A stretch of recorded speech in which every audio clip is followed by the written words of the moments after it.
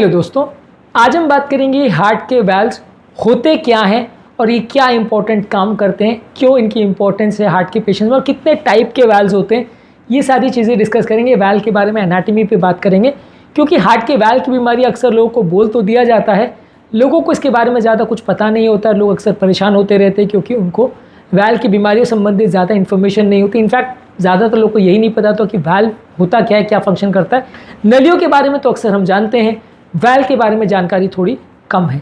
तो आज इसको डिस्कस करेंगे। बेसिकली एनाटॉमी का डिस्कशन है कि हार्ट का वाल्व क्या होता है, उसके क्या स्ट्रक्चर्स होते हैं, कितने टाइप्स का होता है और किस तरह से वो काम करता है, ताकि आपको उसकी बीमारियों के बारे में भी एक बेसिक अंडरस्टैंडिंग डेवलप हो पाए। आज का टॉपिक बहुत ज़्यादा इंपॉर्टेंट है उन सभी लोगों के लिए जिनको वाल्व का प्रॉब्लम है, और उन लोग के लिए भी जिनको वाल्व के बारे में एटलीस्ट जानना ज़रूरी है, ताकि आपको ये समझ में एटलीस्ट आए कि हृदय में खाली नलियाँ ही नहीं होती, खाली हार्ट अटैक ही एकमात्र बीमारी नहीं है, बहुत सारी और भी बीमारियाँ हार्ट की होती हैं। टॉपिक पर जाने से पहले जो लोग हमारे चैनल पर नए हैं उन्हें रिक्वेस्ट करूँगा कि चैनल को सब्सक्राइब करें, ताकि इन्फॉर्म और साइंटिफिकली करेक्ट इन्फॉर्मेशन के लिए आपको भटकना ना पड़े और आप मिस इन्फॉर्मेशन का शिकार ना हो जाए। आज का टॉपिक उन सभी लोगों के लिए इंपॉर्टेंट है जो वाल्व की बीमारियों से पीड़ित है। इसमें हर एक पॉइंट इंपॉर्टेंट और रिलेवेंट होगा, इसलिए रिक्वेस्ट करूँगा कि इसे एंड तक देखते रहें, स्किप कर करके या बीच बीच में ना देखें।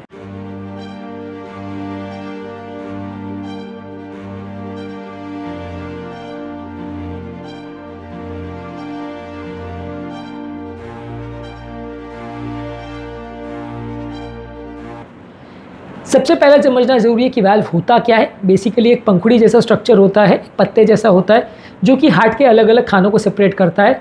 फॉर एग्जांपल माइट्रल वाल्व जो है वो लेफ्ट एट्रियम, लेफ्ट वेंट्रिकल को सेपरेट करता है। टोटल हार्ट में 4 खाने होते हैं, 2 ऊपर के चेंबर जिन्हें एट्रिया बोलते हैं, 2 नीचे के चेंबर जिनको वेंट्रिकल बोलते हैं।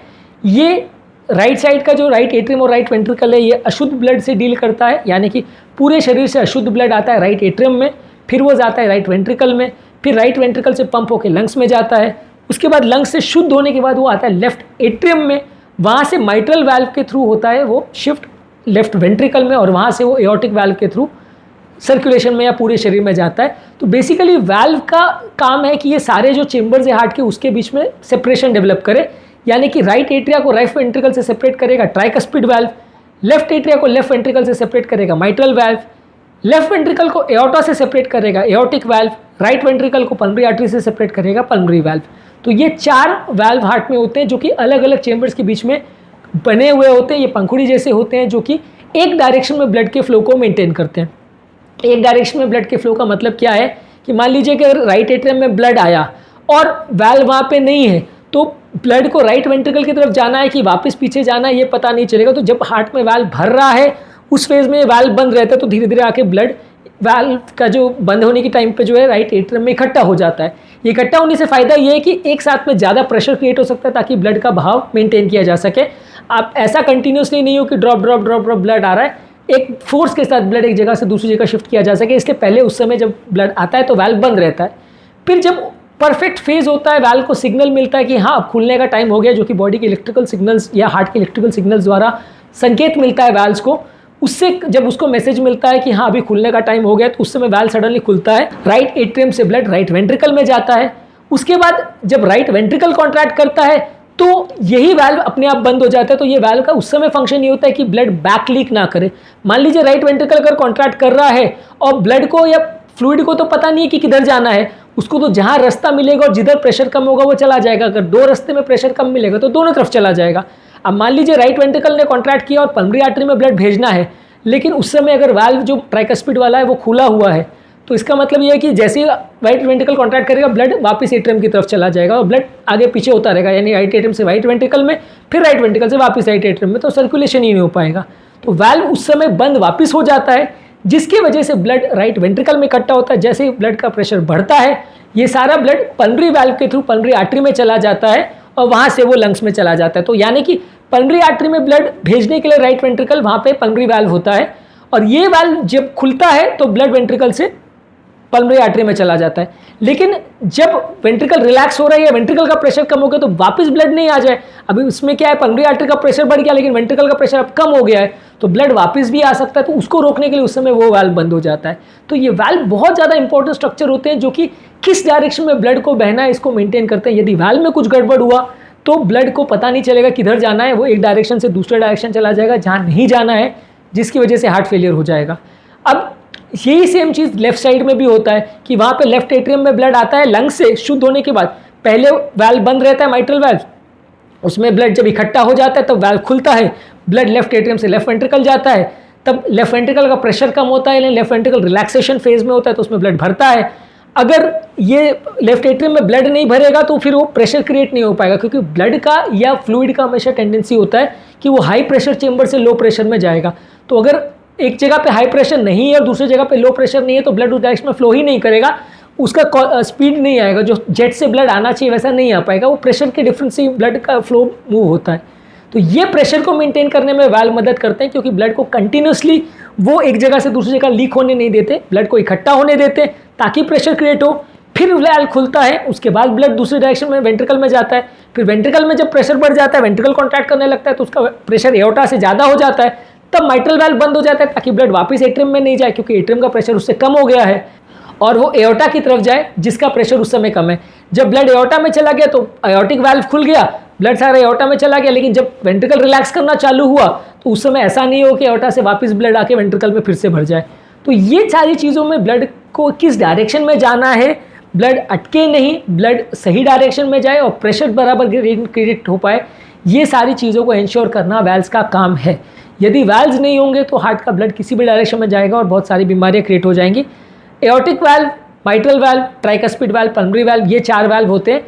जिस चेंबर को वो सेपरेट करते हैं उसके हिसाब से उसको नाम दिया गया है। समझ लीजिए ट्राइकस्पिड वाल्व है, वो राइट एट्रियम और राइट वेंट्रिकल को सेपरेट करता है। इसको ट्राइकस्पिड इसलिए बोला जाता है कि उसमें 3 पंखुड़ियाँ होती हैं, ट्राइकस्प यानी 3 कस्प होते हैं, तो इसको ट्राइकस्पिड बोलते हैं। ये राइट एट्रियम और राइट वेंट्रिकल को सेपरेट करता है। इसके अलावा जो पल्मोनरी वाल्व है वो राइट वेंट्रिकल और पल्मोनरी आर्टरी को सेपरेट करता है। ये पल्मोनरी आर्टरी में लगा है, इसको पल्मोनरी वाल्व बोलते हैं। सिमिलरली लेफ्ट एट्रिया और लेफ्ट वेंट्रिकल के बीच में जो वाल्व है उसको माइट्रल वाल्व बोलते हैं। इसमें 2 पंखुड़ियाँ होती हैं, ट्राइकस्पिड में 3 होती है, इसमें 2 होती हैं। इसके अलावा जो एओर्टिक वाल्व है वो लेफ्ट वेंट्रिकल को एओर्टा से सेपरेट करता है, वो एओर्टा में कनेक्टेड है इसलिए उसको एओर्टिक वाल्व बोलते हैं। तो लगभग इसका नामकरण थोड़ा बहुत इस हिसाब से हुआ है। नामकरण एग्जैक्टली पोजीशन के हिसाब से सब में नहीं हुआ है, लेकिन ये बेसिक अंडरस्टैंडिंग के लिए जानना समझना जरूरी है। इसके अलावा टॉपिक में अधिक जानकारी के लिए ये भी समझना जरूरी है कि वाल्व में बीमारियाँ किस तरह की होती है। हालांकि इसको हमने सेपरेट वीडियो में डिस्कस भी किया है। वाल्व में बेसिकली 2 तरह की बीमारियाँ होती हैं, या तो वाल्व सिकुड़ जाता है या लीक होने लगता है। जब सिकुड़ जाता है तो ब्लड के फ्लो करने के लिए जगह कम बचती है, एट्रिया से वेंट्रिकल और वेंट्रिकल से बड़े आर्टरी में ब्लड नहीं जा पाता है, जगह कम रहती है, इसकी वजह से हार्ट फेल होने का चांस रहता है और पीछे ब्लड भरना चालू हो जाता है क्योंकि ब्लड को आगे जाने को जगह नहीं रहती है। जब लीक होता है तो इसका मतलब ये है कि वाल्व को जिस डायरेक्शन में ब्लड को भेजना है उस डायरेक्शन में नहीं भेज पा रहा है, दूसरे डायरेक्शन में लीक कर रहा है, तो वैसे केस में भी हार्ट फेलियर होता है। तो ये वाल्व बेसिकली इसमें 2 तरह की बीमारी होती है, या तो सिकुड़ जाता है जिसे वाल्व स्टेनोसिस बोलते हैं, या लीक हो जाता है जिसे वाल्व रिगर्गिटेशन बोलते हैं। इसके कारण बहुत सारे अलग अलग हो सकते हैं जो कि हमने सेपरेट वीडियोज़ में डिस्कस किया है, लेकिन ये बेसिकली वाल्व का फंक्शन होता है। और ये होते हैं 4 तरीके के वाल्व जो बेसिकली ब्लड के फ्लो का डायरेक्शन मेंटेन करते हैं, जो ब्लड के प्रेशर्स को मेंटेन करते हैं, और इनको सही समय पर खुलना और बंद होना इनका बहुत ज़्यादा ज़रूरी है। यदि इनके खुलने और बंद करने में 10-20 मिलीसेकंड का भी आगे पीछे हो गया तो फिर हार्ट फेलियर में जा सकता है और ये लीकेज या कंट्रोल चीज़ों का मेंटेन नहीं हो पाएगा। तो इसलिए वाल्व के खुलने का और बंद होने का टाइम भी बहुत क्लोजली गवर्न होता है। प्रॉपर टाइम पे इलेक्ट्रिकल करंट इनको मिलता है, प्रॉपर टाइम पे इनकी पंखुड़ियाँ खुलती है, बंद होती हैं। ये सारी चीज़ें भी इसी तरह से मैनेज और मेंटेन होती है ताकि हार्ट का टाइमिंग गड़बड़ नहीं हो जाए। और जब खुलने वाला फेज़ है तब अगर वाल्व बंद होगा या बंद होने वाला फेज़ है तब खुला रहेगा तो हार्ट फेलियर में चला जाएगा, क्योंकि कोई काम सुचारू रूप से नहीं हो पाएगा। ये वाल्व खुलते बंद होते कैसे हैं? बेसिकली ये वाल्व जो है मसल से बंधे होते हैं, और खासकर माइट्रल और ट्राइकस्पिड वाल्व में मसल होते हैं जिसे पैपिलरी मसल बोलते हैं, और उसमें धागे होते हैं जिसे कॉर्डेट टेंडिने बोलते हैं, वो आपके वाल्व से अटैच्ड होते हैं। जब करंट जाता है तो वो मसल कॉन्ट्रैक्ट करता है या दबता है और वो धागों को खींच लेता है जिससे वाल्व खुल जाता है, ब्लड का फ्लो आना चालू हो जाता है।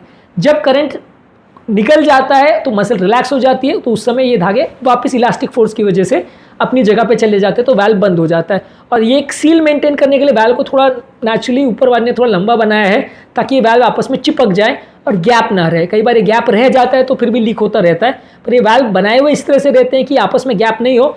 जब पंखुड़ियों ने खींचा तो वाल्व खुल जाएगा, ब्लड आ जाएगा, और जब पंखुड़ियों ने रिलैक्स किया वाल्व बंद हो जाएगा और सील मेंटेन हो जाएगा जिससे ब्लड लीक नहीं करेगा। ये नॉर्मल वाल्व का फंक्शनिंग होता है। सेमिलुनर वाल्व यानी एओर्टिक और पल्मोनरी वाल्व में ये पंखुड़ियों का सिस्टम नहीं रहता, उसमें वाल्व अपने आप ही डायरेक्ट इलास्टिक फोर्स की वजह से खुलते बंद होते हैं। इनकी स्ट्रक्चर थोड़ी अलग तरह की होती है, पर उसमें पंखुड़ियों का चक्कर नहीं होता, पैपिलरी मसल का चक्कर नहीं होता। हाँ, करंट उसमें भी जाता है, पर वो डायरेक्टली वाल्व के अंदर जो मस्कुलेचर है उसको जाता है और वो खुद ही खुलते बंद होते हैं। उसमें वो धागे और पैपिलरी मसल का चक्कर नहीं होता। पंखुड़ियाँ उसमें भी होती है, लेकिन उसका शेप साइज थोड़ा अलग रहता है, खुलने बंद होने का सिस्टम थोड़ा अलग रहता है, और उसमें धागे खींचने का या पैपिलरी मसल में करंट जाने का सिस्टम नहीं रहता। तो बेसिकली वाल्व के काम करने का तरीका थोड़ा थोड़ा अलग है, लेकिन माइट्रल और ट्राइकस्पिड वाल्व के काम करने का तरीका सेम है।